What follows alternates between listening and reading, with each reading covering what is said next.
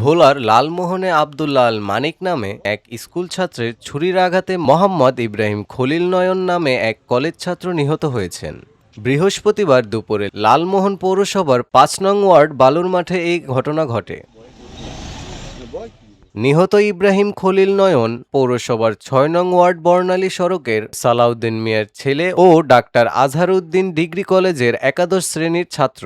এই ঘটনায় আহত হয়েছেন মোহাম্মদ আরমান ও মোহাম্মদ আশরাফ। ছুরির আঘাতে ঘটনায় হামলাকারী আব্দুল্লাহ আল মানিককে গ্রেপ্তার করেছে পুলিশ।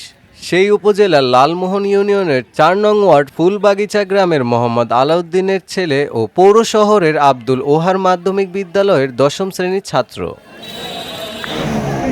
এদিকে নয়ন হত্যার বিচার দাবিতে লালমোহন থানার সামনে সড়ক অবরোধ করে টায়ারে আগুন জ্বালিয়ে বিক্ষোভ করে তার সহপাঠীরা। পরে সুবিচারের আশ্বাস দিয়ে বিক্ষোভকারীদের শান্ত করেন লালমোহন সার্কেলের এসপি সত্যজিৎ ঘোষ। পরে লালমোহন থানায় প্রেস ব্রিফিং করেন তিনি।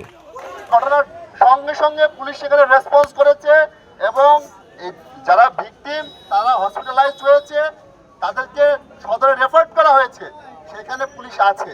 পাশাপাশি একজন আটক আছে এই ঘটনায়। আপনারা নিশ্চিত থাকেন, সার্কেল হিসেবে আমি আপনাকে নিশ্চিত করতেছি একদম পুঙ্খানুপুঙ্খভাবে তদন্ত করে এই ঘটনার সাথে যারা যারা সম্পৃক্ত আছে সবাইকে আমরা আইন। এই সময় সত্যজিৎ ঘোষ বলেন, ছুরির আঘাতে হত্যার ঘটনায় আব্দুল্লাহ আল মানিককে গ্রেপ্তার করা হয়েছে।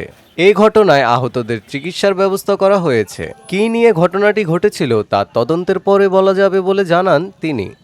মানিকের ছুরিকাঘাতে বেশ কয়েকজন ছাত্র, লালমোহনের ছাত্র আহত হয়েছে এবং একজন ছাত্র যে নয়ন নাম যার নাম সে এখন পর্যন্ত মারা গিয়েছেন। বাকি দুজন আরমান এবং আশরাফ তারা খুবই গুরুতর আহত অবস্থায় আছেন এবং তাদেরকে ভোলা এবং বরিশালে রেফার করা হয়েছে। মারামারি ঘটনার সঙ্গে সঙ্গেই পুলিশ এখানে রেসপন্স করে এবং রেসপন্স করে সেখানে যে এই ঘটনার মূল আসামি মানিক, সেই মানিককে আমরা গ্রেপ্তার করতে সক্ষম হই। যে ছুরি দিয়ে সে নয়ন, আশরাফ এবং আরমানকে আহত করে সেই ছুরিটা আমরা জব্দ করেছি এবং আনুষঙ্গিক আরও যে কাগজ জিনিসগুলো আছে সেগুলো আমরা জব্দ করেছি। এদিকে আব্দুল্লাহ আল মানিকের বোন জানান, নিজ বিদ্যালয়ের এক ছাত্রীর সঙ্গে আব্দুল্লাহ আল মানিকের প্রেমের সম্পর্ক গড়ে ওঠে। এতে বাধা প্রদান করেছিল ইব্রাহিম খলিল নয়ন, মোহাম্মদ আরমান ও মোহাম্মদ আশরাফ। ১০-১২ দিন আগে এ নিয়ে তাদের মধ্যে কথা কাটাকাটিও হয়েছিল। তারই জের ধরে আজকের ঘটনার সূত্রপাত হতে পারে বলে জানান তিনি। Fahim Hossain, news desk, BRS Times.